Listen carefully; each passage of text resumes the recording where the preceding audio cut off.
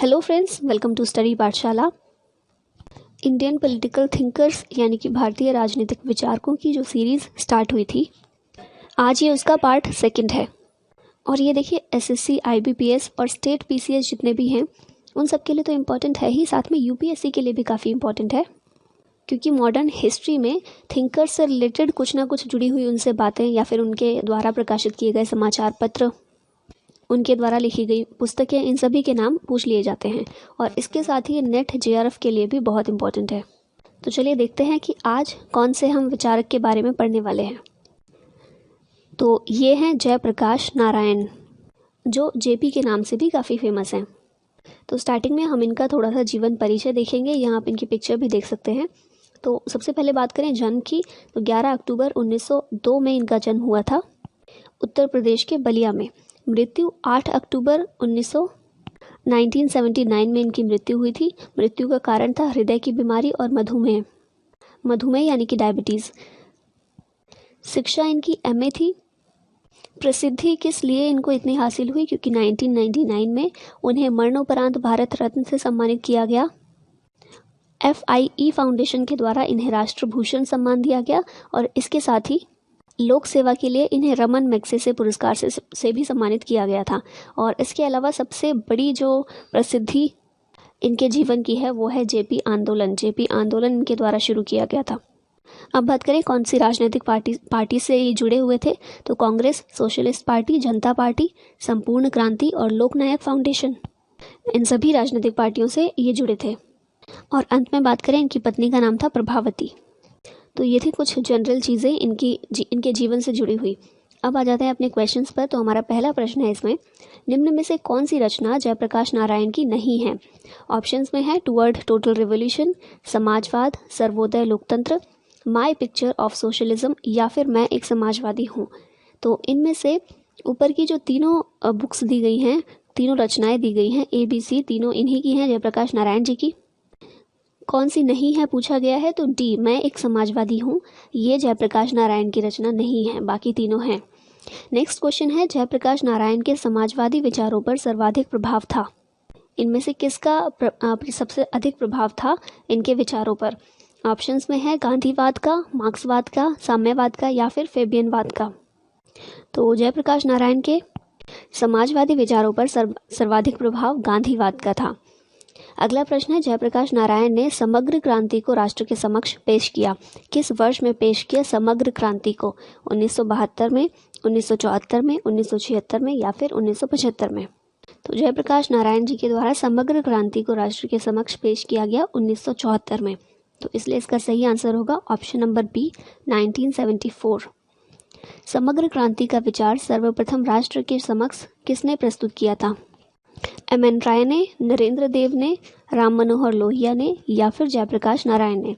तो समग्र क्रांति, इसका विचार सबसे पहले जयप्रकाश नारायण ने पेश किया था, प्रस्तुत किया था।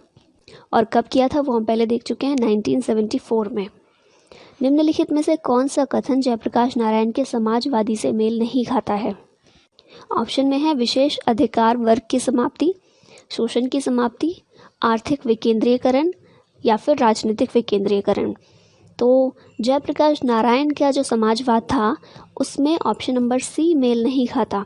आर्थिक विकेंद्रीकरण इनके समाजवाद का हिस्सा नहीं था, बाकी सभी चीज़ें, विशेष अधिकार वर्ग की समाप्ति, शोषण की समाप्ति, राजनीतिक विकेंद्रीकरण, ये सभी जयप्रकाश नारायण जी के समाजवाद का हिस्सा थे।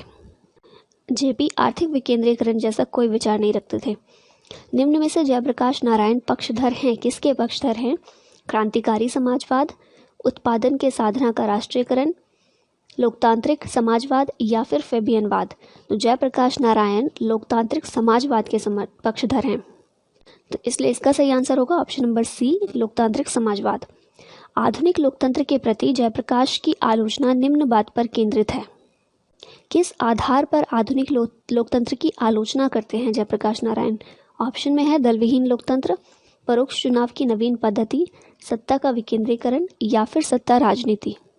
तो आधुनिक लोकतंत्र की आलोचना जयप्रकाश नारायण सत्ता राजनीति के आधार पर करते हैं। सत्ता के लिए जो राजनीति होती है आधुनिक लोकतंत्र में, क्योंकि आज का लोकतंत्र बस यही बनकर रह गया है, जयप्रकाश नारायण की नज़रों में। तो इसीलिए इसका सही आंसर है डी, सत्ता राजनीति।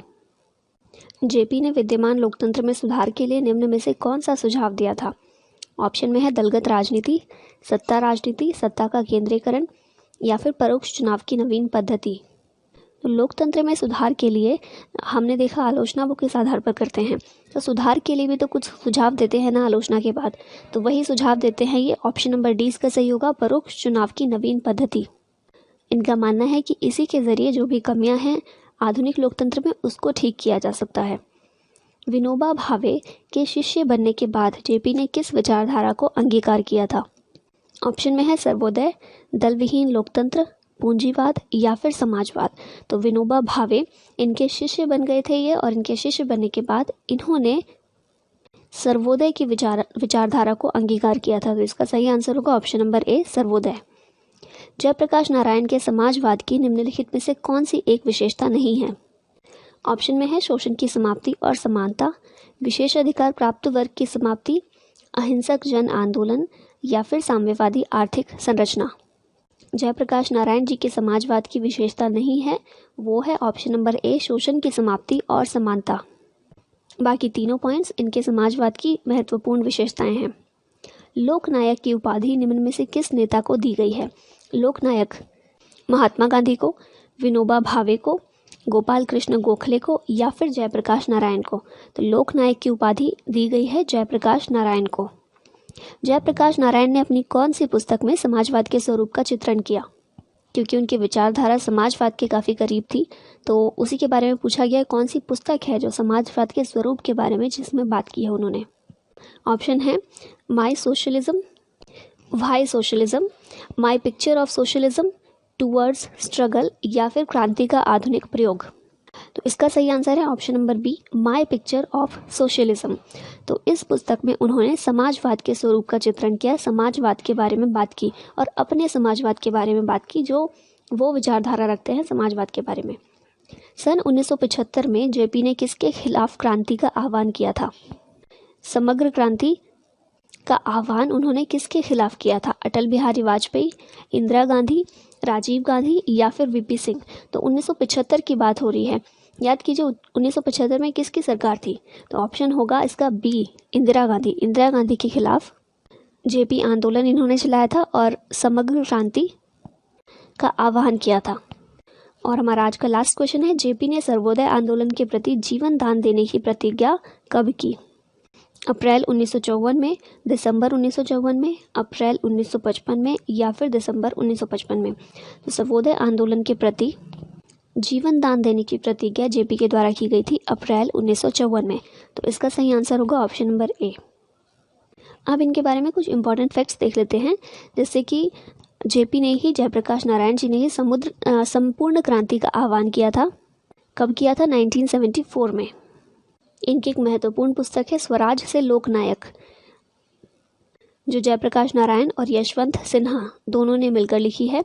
इसके अलावा एक और इनकी पुस्तक है लोकनायक, जयप्रकाश नारायण और जयप्रकाश नारायण जी की जीवनी। ये दोनों पुस्तक इनके जीवन के बारे में है और दोनों ही पुस्तक अंग्रेजी में है। फिर हिंदी की एक पुस्तक हमें देखने को मिलती है जेपी का गांव, और इसी पुस्तक में हमें समग्र क्रांति के नायक जेपी, इनके बारे में काफ़ी महत्वपूर्ण चीज़ें देखने को मिलते हैं। साथ ही जेपी आंदोलन में साहित्यकारों की क्या भूमिका रही, इस बारे में भी इस पुस्तक में बताया गया है। तो आज के लिए बस इतना ही।